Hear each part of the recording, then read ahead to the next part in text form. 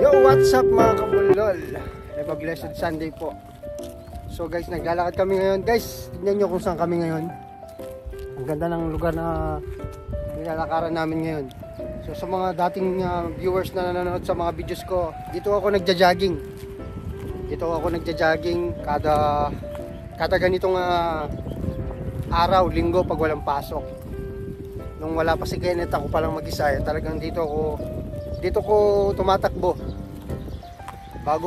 Usually ginagawa ko yung bago tayo umuwi, kung magbabakasyon tayo mga 6 months before, nagja-jogging na ako para pampakondisyon syempre. So ayan guys, napakaganda rito guys, oh. Talagang mararamdaman mo yung mother nature. Sadya naman talagang walang mga madadaming mga gusaling naglalakihan, pasyalan na dito sa lugar namin. Ang meron dito, ito, katahimikan, peace of mind, tsaka yun nga, yung sariwang hangin.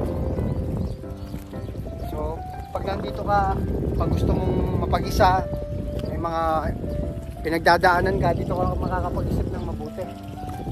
Talagang maririnig mo lang yung huni ng mga hibon, tunog ng tubig sa sapa, ayun yung sapa na nakahagos. So yan guys, may bahay dito sa kalagitnaan ng na parang mini farm o parang bukid dito. Ito yung bahay guys, yan, ang ganda. Siya lang ang namumukuntanging bahay dito, hindi siya factory guys, talagang bahay siya. Pero yung mga tabi-tabi, yan, farm ng mga baka, factory yung iba. So yan guys, napakaganda dito sa lugar na to. Dito lagi naglalakad yung kasama naming Nepal na si Hira. Hindi ko alam, baka may imaginary girlfriend siya na sinasabi sa amin, siya lang nakakakita.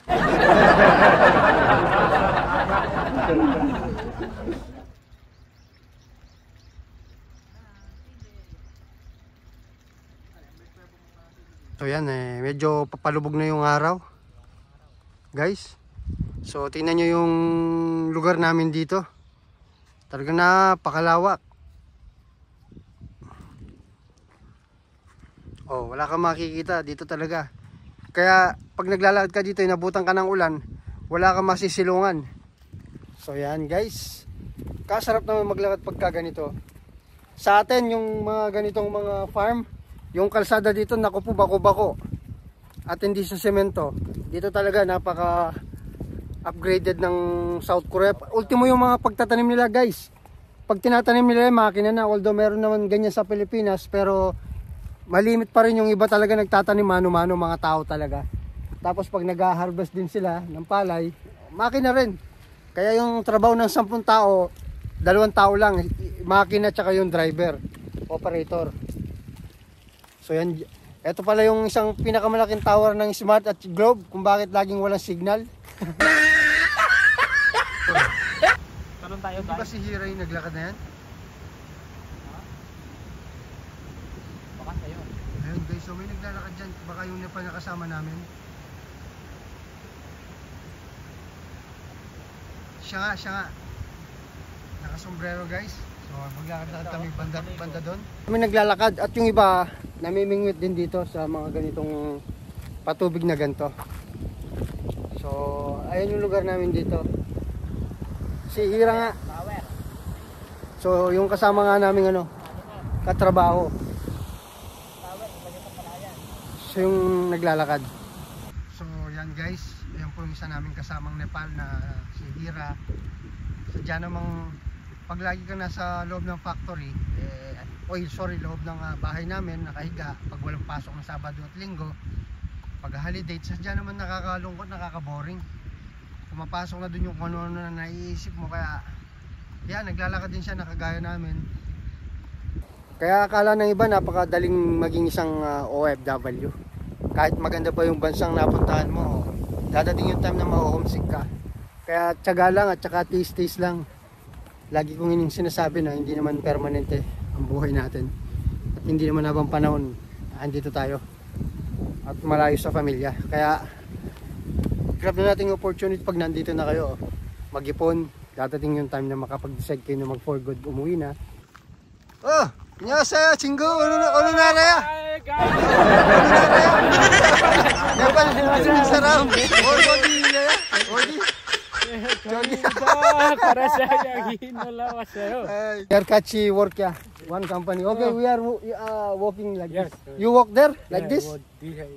Their side, this side. I think that's why you always come late ya. You go swim ya here. You swim? Yo gimana cari isa. So, yan guys.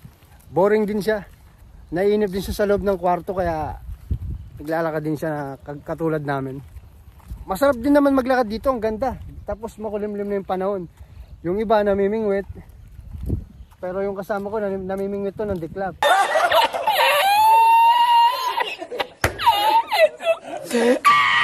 Pero walang diklap dito. Ang ganda ng bahay guys, oh. Yan guys, oh, ang ganda ng bahay. Ganda ng kulay ng ano niya, pintura, mula bubong pati yung ano niya. Ang ganda ng bahay, no? Tingnan mo. Simple lang siya.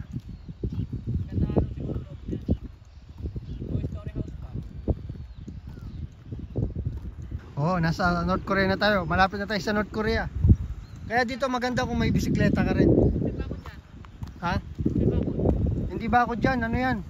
Ano yun ang tubig?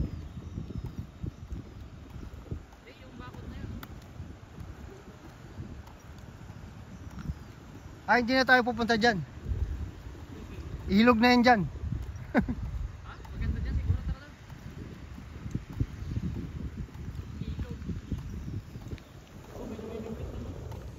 Oh. Tignan lang namin, naka-curious lang si Kenneth kung ano yung nakaharang dito na umaharang sa kagwapuan niya. Yan, baka North Korea na eh. Baka North Korea na. Gera. Ang ganda ng mga bundok-bundok dito, no? Tignan mo. Yung ganun. Maliit lang ang South Korea. Yun, baka may kasama silang diklap doon. Ay.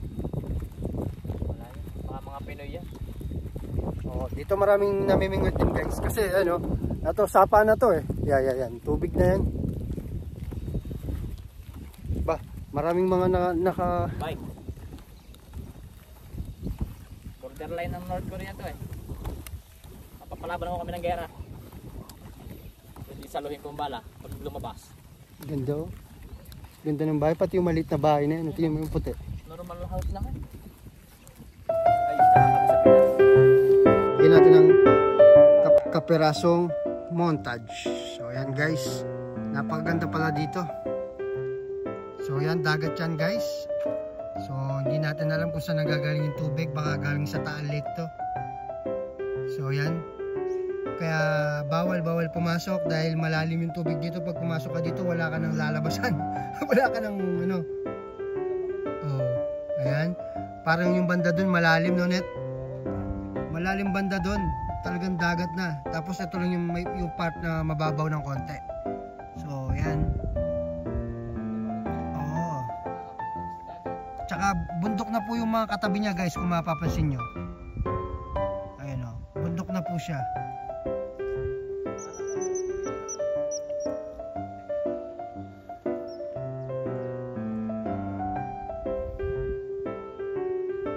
Tara.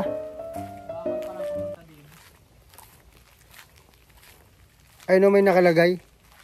CCTV. Ayun o, ano yung nakasulat na yan? Diyan masarap tumambay sa gilid niyan eh. Kaso bawal. Ay, Makakahuli tayo. Wala pa panahon dalang ARC.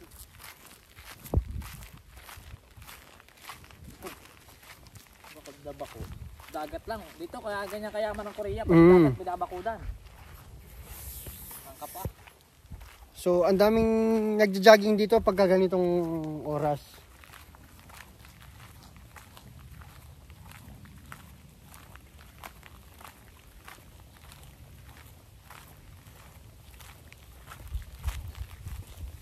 Ano ng mga naglalakad din.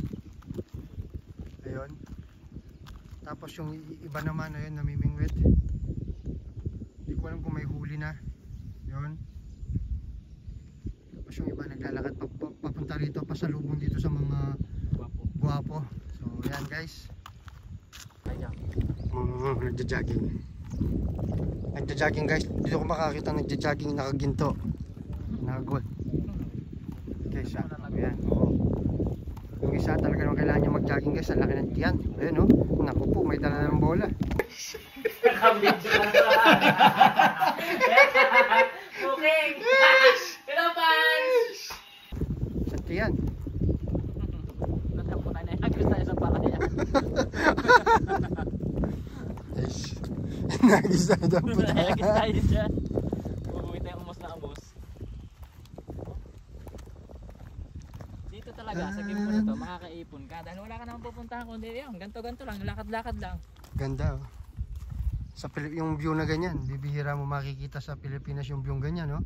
Parang nasa Lil Baguio ka, oh. Ganda. Ganda nakatanim ng palay. Ako nagaganda na ako sa ganito, yung view na maganda, tahimik, kaysa sa madaming mga gusali, puro mga building. Kanya-kanya tayo ng ano eh. Si Kenneth, ang gusto yung masaya, yung may mga diklap, may mga beer house, yan. Yung mga hotel, o yan, yung mga yan, yung psst, yung 150, naku po. Ismas. So, yung gusto niya. Ismas, 150, bagong labas ho yan, guys. So, yan guys, tapos pabalik na kami, umikot lang kami. So, tingnan nyo yung lugar dito sa amin dito. Ayan yung mga net, siguro yan, hindi ko alam kung anong gamit nila dyan. Kala ko dati nan, pag nangingisda ka, diba? Sa mga net. So ito guys, papunta na kami dito sa main road. So dito masarap tumambay. Kung sa Pilipinas lang yan, may mesa dyan, may upuan, kahit may natagay dyan. May video ka oh. Patugtog na dyan. So yan guys, isa rin to sa may gusto kong bahay dito, you know? Simple rest house. You know? Yung maririnig mo dito yung hingay ng mga huni ng hibon, hayop, ganyan. Ganda. No? Yun o, liit ng bahay na yun o. Ganda. Cute. Simple pero terrible. Simple pero rock. Palabas na po kami guys dito sa main road. So sinundo ko po si Kenneth dahil pinababa ko siya, nakakit sa mga puno-puno pagkalaki-laki. So yan. Nag-jogging lang kami, tamang lakad lang kasi ilang araw kaming walang pasok. Biyernes tsaka linggo ako pumasok ko ng Sabado. Siya nag-day off siya ng 3 days dahil pagod na pagod, masakit daw yung balakang niya. Masyado na ako nataba. Masyado na daw siyang nataba. Plano niya kasi mag-audition kay Kuya Will, sumali sa mga pakendeng-kendeng, kaya hindi niya kaya baka sumakit ang balakang. So yan guys, dalihan nyo at makarating din kayo dito, maabutan nyo kami. So bilang na rin yung taon na pananatili namin dito, so sana magkita-kita tayo dito sa mga aspirant dyan na kaya nyo yan. Kung nakaya namin, kaya nyo rin yan. So tiwala lang sa sarili. Yung exam gawin yung stepping stone yan sa mga pangarap nyo. Hindi nyo mamakuha ng ilang beses, huwag kayong kumapit lang kayo sa pangarap ninyo. Yun ang pinaka mahalaga. Dahil walang mahirap sa taong may pangarap. Ganun po yun guys ha. So eto guys, papalabas naman sa main road. So umikot lang kami. Tapos papasok na naman kami dito sa isang bundok. So yan, ayun yung mga partel dito. So yan, ito na. Nalabas na kami sa main road. So paano guys, pinasyal lamang namin kayo dito sa likod ng aming factory. Pinakita namin sa inyo sa mga baguhan sa channel ko kung anong meron dito at anong buhay namin dito kapag isa kang EPS factory worker. Sadya naman nakakainip. Ang gaganda pala ng bulaklak guys, so tingnan nyo. Ang gaganda nila. So yan guys, nandito kami, malapit na kami. Dito ko natatapusin ang aming kwento bilang isang EPS factory worker. Magpaalap ka na, Clap. So babay po sa mga manunood dyan. Kami po'y pauwi na, pagod na at sadyang hingal na ako. Pasalamat ka sa mga nag-follow sa'yo. Yun, sa mga nagpa-follow po sa Diklap Vlog, maraming salamat. At pa-share na rin po ng aking mga kalokohan videos. Thank you. Sa mga nag-follow po sa kanya, huwag na po kayong uulit ha. So yan guys, maraming salamat. See you again in my next video. So maraming salamat. Isa na namang araw na nakasama namin kayo. So, dito na nagtatapos ang ating episode dito sa South Korea. So, ayan guys, see you again on my next video.